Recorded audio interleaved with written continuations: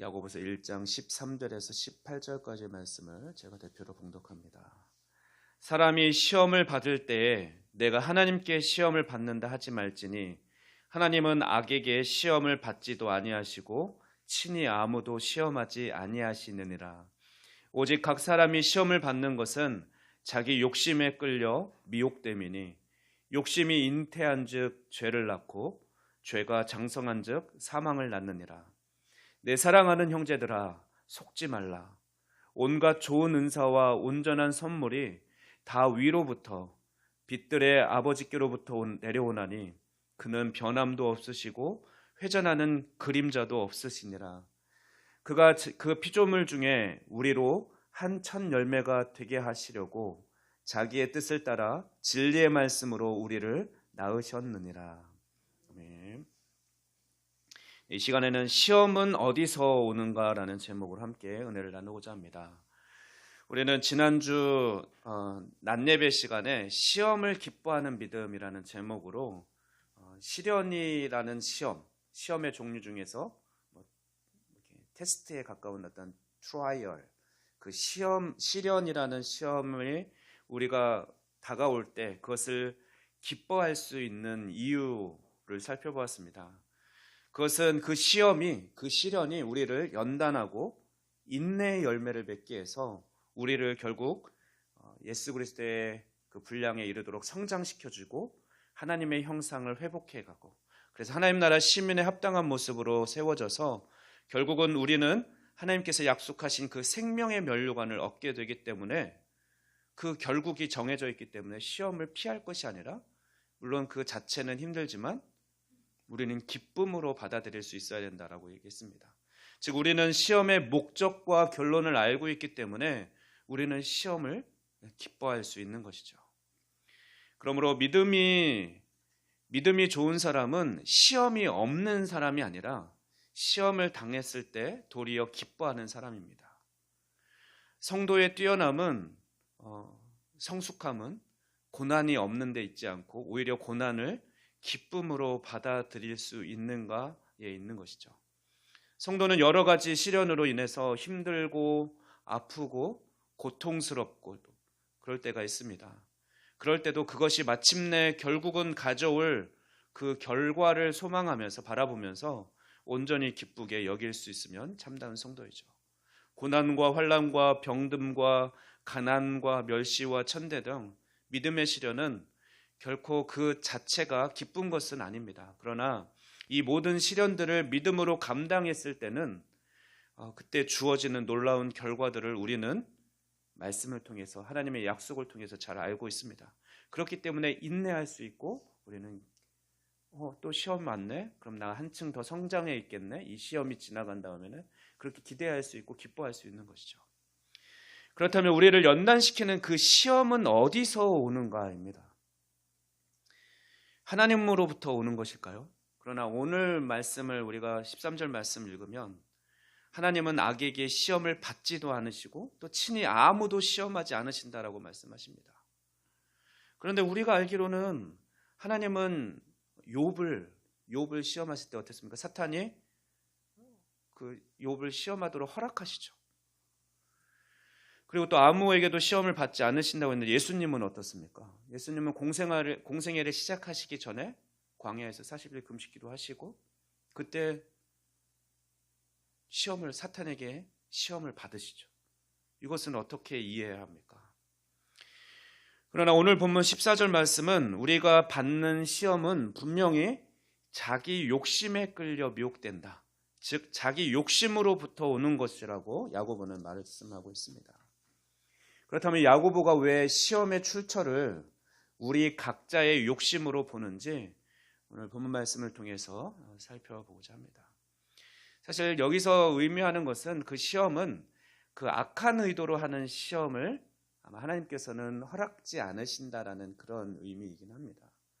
그런 의미지만 저는 오늘 말씀을 묵상하면서 이미 결론처럼 이미 뻔히 나와 있는 것 같은 말씀에서 우리 성도님들과 어떤 은혜를 나눌 수 있을까 묵상하면서 좀 위로가 되는 것이, 방금 말씀드린 오늘 본문에서 저는 핵심이 결국은 야고보가 말하고자 하는 것은 14절에 너가 하나님 핑계 대지 마라. 하나님이 나를 시험하는 거야. 나를 힘들게 하고 어렵게 하는 거야. 말하지 마라. 하나님은 유익을 위한 너희를 악한 의도로 하는 시험을 절대 허락하지 않는 분이야. 다만 너의 마음으로부터 너를 힘들게, 너가 무너지고 힘들게 하고 네가 괴롭게 생각하는 그 시험이 시작되는 것이고, 결국은 그 시험을 또 내버려 두었을 때, 이기지 못했을 때 결국 사망, 영적인 사망을 의미하죠. 하나님과의 관계가 멀어지는 그 시험을 너는 당하게 될 거야 라고 얘기하는 겁니다. 네, 오전에는 조금 사실은 어린아이들이 있어서 좀 짧게 하려고 했는데, 제가 그 이주민 정책에 대해서 출산율 얘기를 좀 많이 하다가 보니까 좀 길어졌는데요. 오후 예배는 길지 않습니다. 오전만큼 길지 않습니다. 그러니까 너무 또 졸음이 와도 좀 참, 그것도 시험일 수 있을까요? 졸음의 시험을 잘 견뎌보시기 바랍니다. 먼저 13절 말씀을 보면 우리가 앞서 2절에서 4절 말씀에서 살펴본 그 시험과 종류가 다르다는 것을 알 수 있습니다. 야고보는 13절 말씀에서는 시련이라는 그 시험이 temptation, 유혹이라는 시험으로 바꾸어서 전환해서 이야기하고 있는 것을 알 수 있습니다. 야고보는 사람이 시험을 받을 때에라는 말로 시작을 하는데, 그 동사는 분명히 시련이라는 그 시험과 같은 어원에서 나온 것입니다. 그래서 부적절한 행동을 하도록 유혹하는 것을 말하는데, 시련이라는 그 시험과 유혹이라는 시험, 그 시험이, 시련이라는 시험이 유혹이라는 시험으로 바뀌는 것은 우리 시험을 받는 사람들이 하나님을 대하는 태도, 하나님을 향한 그 믿음이 결국 바뀌기 때문에 바뀌는 것이다라는 결론을 저는 내렸습니다. 우리는 하나님을 선한 분으로, 또 우리에게 좋은 것을 주기를 원하시는 분으로 하나님을 우리는 바라고 믿습니다. 그런데 이 믿음이 흔들리면 그 순간 우리가 받는 시험은 시련, 그것을 통과했을 때 많은 열매와 많은 성장을 기대할 수 있는 그 시련이 아니라 어느 순간 그냥 그 시험은 유혹으로 바뀌고 우리가 죄를 낳게 되는, 또 결국 사망에 이르게 하는 그런 템프테이션으로 바뀔 수 있다는 것이죠. 자신의 모습을 돌아보면 아마 지금 제가 말씀드리는 것을 조금 이해할 수 있을 것입니다. 자기가 어떤 유혹에 넘어질 때 우리는 어떻습니까? 대부분 먼저 내 스스로 방어적으로 나를 방어하기 위해서 핑계를 대죠. 자기 합리화나 어떤 핑계를, 다른 사람, 주변 사람들 또는 다른 어떤 핑계를 대면서 그것을 합리화하려고 합니다. 우리가 가장 쉽게 생각할 수 있는 게 다이어트죠. 다이어트 실패하는 대부분 원인은 우리가 다이어트를 꼭 해야 한다는 그 당위성보다도 자기의 합리화나 또는 주변에서 핑계거리를 먼저 찾을 수 있기 때문에, 그 능력이 더 뛰어나기 때문에 그 당위성, 나는 반드시 다이어트를 해야 되라는 그 당위성을 지키지 못하고 결국 그 핑계나 합리화 때문에 다이어트를 실패합니다. 맛있게 먹으면 0칼로리. 말이 됩니까? 맛있게 먹어도 칼로리는 칼로리죠. 그런데 그렇게 합리화하고 싶은 거죠. 그래, 먹고 살기 위한 건데 맛있게 먹으면 칼로리는 걱정은 하지 마. 그리고 자기의 합리화를 하죠. 그렇게 또 가족이, 주변 사람 핑계를 냅니다. 가족이 도와주지 않아. 오늘부터 다이어트 할 건데 애들이 치킨 먹고 싶다니까 아내가, 엄마가 치킨 시켰고 그 냄새 나는데 어떻게 참아. 또 가족의 화합을 위해서 나만 빠지면 안 되잖아. 그래서 나도 그 자리에 앉아서 같이 어쩔 수 없이 이제 치킨을 먹는다. 나는 오늘부터 다이어트 결심했는데 결국 식구들이 도와주지 않은 거야. 왜 맛있는 치킨을 거기서 시켜서 냄새를 풍기냐고. 내가 없을 때 시켜 먹든가. 이렇게 해야지. 그래서 나는 오늘의 다이어트 결심을 내일로 미루게 되었어. 이게 다 가족 때문이야. 가족 핑계를 대고는 어떻습니까? 자기가 제일 많이 처먹죠. 심지어 콜라까지 찾아가면 콜라 없어? 하면서 이게 바로 제 모습입니다. 네, 그런데 우리는 최초의 시험을 당한 아담에게서 우리는 시험이 유혹으로 바뀌는지를 좀 확인할 수 있습니다. 이게 신학적으로 맞는지는 모르겠어요. 저는 그냥 말씀을 생각하면서 그럴 수 있겠다라는 생각이 듭니다. 창세기 3장에서 아담은 죄를 지을 때 그 순간 이미 저는 그의 생각이 먼저 무너졌다라고 생각합니다. 핑계거리가 먼저 들어온 거예요. 한번 상상해 보십시오. 사실 그날 선악과를 따먹은 날 말고도 아담은 유혹을 받았을까요? 안 받았을까요? 받았겠죠. 그리고 그날이 아니더라도 언젠가는 또 다른 시험을 받았겠죠. 또는 선악과에 대한 시험 말고도 아마 분명 다른 시험도 받았을 겁니다. 가장 큰 시험이 그거였죠. 모든 것을 하나님께서 허락하셨으나 너는 내 형상으로 지음을 받았고 자유의지도 있고 모든 게 허락되었어. 생명나무 실과도 허락되었어.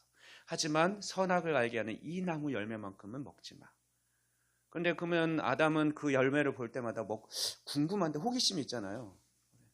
그런데 하나님이 맞아. 이거는 허락하지 않으셨지. 그래, 이것만 참자. 이거 하나만 안 먹으면 되는데. 그러면서 자기가 누구인 걸, 자기 존재, 자기 정체성을 늘 기억하는 거죠. 나는 창조주 하나님이 창조하신, 하나님의 당신의 형상대로 창조하신 피조물이야. 그래, 내가 하나님을 신뢰한다면, 믿는다면, 주인으로 나를 창조한 창조주로 인정한다면 이것만큼은 순종해야 돼, 지켜야 돼. 그러면서 그 시험을, 유혹을 이겨냈습니다. 때로는 그저 자기에 대한 도전이었고 그 고통, 먹고 싶은 걸 참는 고통이었을 수도 있습니다. 시련이었을 수도 있고요. 템프테이션일 수도 있고 또 하나님께서 하지 말라고 했으니까 동시에 테스트이기도 했습니다. 그런데 어느 날 하와가 이제 먼저 따먹고 일을 저질렀죠. 그러면서 나에게도 줍니다. 아담에게도 주죠. 그 순간 빠르게 아까 제가 다이어트 실패한 것과 같은 그런 합리화를 합니다. 핑계거리를 대는 거죠. 뭐야? 나는 원래 하와 달라고도 안 했는데 하나님이 내 갈비뼈를 취해서 하와를 져서 돕는 자로 배필로 나에게 붙여줬어. 그런데 그런 하와가 나에게 이걸 먹게 해서 자기도 안 죽었다고 먹어보라고. 결국 내가 그러면 이 하와에게서 선악과를 받아서 먹는 거는 하나님이 문제네. 하나님이 내가 달라고도 안 한 하와를 주셨고 그 하와가 하나님이 만들어주신 하와가 먹게 한 거니까 하나님이 책임이 있어. 내가 하와만 없었어도 이 선악과 안 따먹고 잘 하나님의 약속 지킬 수 있었는데 하면서 그 마음속에 이미 자신을 합리화하는 핑계를 대는 하나님 탓을 하는 그 마음이 먼저 들어온 거죠. 거기서 무너졌기 때문에 아담은 결단을 했고 결국 실행으로 옮긴 겁니다. 우리 한번 돌아보십시오. 자신이 죄를 범하는 것 또는 어떤 유혹에서 무너지는 것. 제가 다이어트를 예를 했는데 맛있는 음식 앞에 무너지는 내 자신을 보면 어떻습니까? 먼저 합리화가 먼저 들어오는 거죠. 그런데 아담이 아무리 어떤 유혹, 하와가 유혹하고 있더라도 어떻게 했습니까? 선악과는 먹지 말라는 하나님의 약속은 분명하게 알고 있었고 자신이 어떠해야 한다는 것을 자신의 행동에 대한 그 당위성은 알고 있었어요. 결국 그 마음이 무너지는 순간 그 하나님의 약속을 끝까지 지켜야 된다라는 순종해야 된다라는 그 마음을 내려놓는 순간 그냥 단지 어떤 시련이었고 먹고 싶는 것을 선악과를 못 먹는 시련이었고 테스트였던 그 시험이 유혹으로 바뀌게 된 거죠. 결국 아담은 하나님과 같아지려는 그 교만함, 그 마음이 결국 훅 들어왔고 결국은 그 유혹을 이기지 못하게 돼서 선악과를 따먹게 된 것입니다. 결국 그래서 그 결과 죄를 낳게 되었고 불순종이라는 죄를 낳게 되었고 그 죄는 사망, 결국 하나님과의 관계가 단절되는 그 사망에 이르게 된 것입니다. 선악과, 하나님의 형상으로 선악과를 먹으면 안 된다는 것은 창조주 하나님을 기억하라는 하나님의 최선의 방법이었습니다. 하나님의 형상으로 지음받은 자유의지를 가진 그 피조물 아담이 교만해지지 않고 자신의 정체성을 유지할 수 있는 방법으로 하나님은 선악과를 허락해 주신 거죠. 그 선악과, 하나님 아버지의 마음을 이해하지 못하는 사람들은 그러죠. 왜 그 선악과를 만들어서 왜 사람이 죄를 짓게 하는 거야?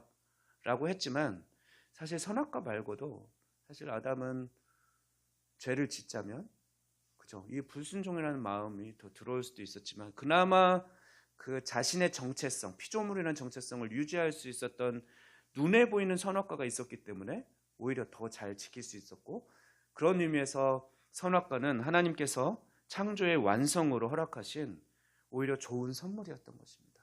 단지 그 자신이 그 마음을 이기지 못한 거죠. 자신의 유혹에 이끌려서 결국은 무너지고 말았던 것입니다. 그래서 아담에게 있던 때로는 시험이었고 하고 싶은 것을 하지 못하는 시련이었을 수도 있던 그 테스트 시험이 이제 유혹으로, 그래서 그가 하나님을 신뢰했기 때문에 능히 이겨낼 수 있었던 것이 다 무너지는, 그래서 하나님 앞서 말씀드린 대로 그는 하나님과 같아지려는 그런 교만한 마음, 욕심을 억제하지 못해서 결국 죄를 낳게 되었고 사망에 이르게 된 것입니다. 그 시작은 하나님을 선하신 분으로, 완전하신 분으로, 또 어떤 사람도 유혹하거나 악한 의도로 시험하지 않는 분이라는 그 사실을 망각함으로써 아담은 결국 자기 유혹을 이기지 못했고 그 핑계거리가 먼저 들어오면서 무너져 버리고 결국 죄를 낳게 된 것이죠. 그렇습니다. 우리가 하나님이 어떤 분인지 하나님의 속성을 의심하고 왜곡하는 순간 우리의 시험들은 유혹에 이끌려 넘어지는 그런 유혹으로 바뀌게 됩니다. 그것은 결국 죄를 낳고 또 그 죄는 사망을 낳게 됩니다. 우리가 믿는 믿음은 내가 믿는 하나님이 어떤 분인지 이게 중요하거든요. 여러분이 믿는 믿음은 믿는 하나님은 진짜 믿을 만한 분이십니까? 변함이 없는 신실하신 분이십니까? 또는 우리에게 더 좋은 것을 주기를 원하시고 우리들에게 아름다운 결말을 약속하신, 구원의 완성을 약속하신, 그래서 그리스도와 같이 영화롭게 변화시켜 줄 그날에 그것을 능히 이루어 주실, 우리를 온전케 하실 하나님으로 여러분은 신뢰하고 있습니까? 그런 하나님을 믿고 있습니까? 그러면 어떤 상황이라도, 어떤 유혹이라도, 어떤 핑계거리라도 다 차단해내고 사실 물리칠 수 있어야 되는 거죠. 그러나 순간순간 우리는 내 욕심에 나도 하나님과 같아질 수 있어, 나는 더 내가 스스로 잘 해볼 수 있어, 하나님 없이도 이 정도는 할 수 있을 것 같은데, 나는 교만이라는 마음이 싹 틀고 내 유혹이 싹 틀면서, 내 안에 욕심이 싹 트면서 결국은 하나님을 왜곡하는 거죠. 하나님은 때로는 우리를 시험하시는 분이야, 나를 흔들어 보시는 분이야, 때로는 넘어뜨리는 분이야 라고 하면서, 또 하나님 때문이야 라고 하면서 하나님을 핑계대면서 때로는 하나님을 그렇게 나쁜 하나님으로 왜곡하면서 결국 내 마음이 무너지고 내 마음에 죄가 싹트기 시작하고 결국은 하나님과의 관계가 멀어지는 그런 사망에 이르게 되는 것입니다. 결국 그러면 우리는 믿음을 지키기 위해서 우리가 믿는 하나님이 얼마나 선하신 분인지, 믿을 만한 분인지를 알아야 됩니다. 야고보는 16절 말씀을 통해서 내 사랑하는 형제들아 속지 말라라고 간절하게 호소하고 있죠. 내 사랑하는 이라는 수식어를 써가면서 말입니다. 그리고 이어서 17절 말씀은 온갖 좋은 은사와 온전한 선물을, 즉 우리를 구원의 완성을 이루실 성령님을 보내주시고 우리와 함께 하심으로 우리의 구원을 완성시키실 그런 선하신 하나님, 너에게 선한 것이 하늘로부터 올 것이다. 근데 그 하나님은 어떤 분이시냐면 회전하는 그림자도 없으신 분이다. 즉 이 말은 어떤 의미입니까? 모든 광명체, 해와 달과 별도 하나님이 창조하셨고 주관하시는 분이기 때문에 아무리 햇빛이 비쳐도 그림자가 생기지 않을 수 있다는 거죠. 그것을 주관할 수 있다는 거죠. 그런 참 하나님이심을 우리가 신실하신 하나님을 믿는다면, 그런 하나님으로 고백한다면 우리는 하나님의 선하신 뜻을 따라 피조물들 중에서 또 구원의 첫 열매로 우리를 삼으시고 그 영광스러운 뜻을 능히 이루어 주실 분으로 우리는 능히 항상 매 순간 믿어야 할 것입니다. 조금 더 의심하지 말아야 될 것입니다. 또한 우리는 14절 말씀에서 사람이 시험을 받는 것이 자기 욕심에 끌려 미혹되는 것뿐 아니라 각 사람이라는 단어도 오늘 본문을 읽을 때 같이 생각해 보아야 될 단어입니다. 우리 성도님들이 한 30명 정도 되죠. 아이들까지 40명 조금 넘습니다. 그런데 동일한 유혹이나 시련도 우리 각자가 느끼는 정도나 강도가 다르다라는 것을 전제하고 야고보는 말합니다. 어떤 사람이 강렬한 시험이라고 생각하는 그것이 다른 사람은 심지어 아주 약한 유혹으로도 경험하지 않을 수 있고 능히 전혀 시험거리로 받아들이지 않을 수도 있지만 어떤 사람에게는 아주 큰 시험으로 다가오기도 합니다. 시험은 개인별 맞춤형으로 되어 있습니다. 그래서 우리 성도들은 우리가 무의미하다고 생각하는 어떤 문제를 가지고 씨름하는 성도들을 보면 무시해서는 안 되고 대신 그 성도를 위해서 특별히 그 사람에게는 지금 힘든 시험을 견디고 있구나 하면서 그 성도들을 위해서 우리는 기도하고 격려해주는 말씀을, 권면의 말씀을 해줄 필요가 있는 것이죠. 반대로 시험이 우리에게 아무리 사소한 것처럼 보일지라도 우리는 시험을 또한 그렇기 때문에 피해야 합니다. 그 작은 시험, 하찮게 여기는 그 교만한 마음에서 그 경계심을 늦추는 것에서부터 그 죄가 싹 트는 것이기 때문에 그렇죠. 그래서 야고보는 이런 내적인 열망들, 욕심들을 우린 주님으로부터 떠나가게 하기 위해서 부지런히 그 욕심들이 우리 안에서 막 작용하고 일하고 있다라고 말하고 있습니다. 그래서 그것을 경계해야 될 것을 권면하고 있죠.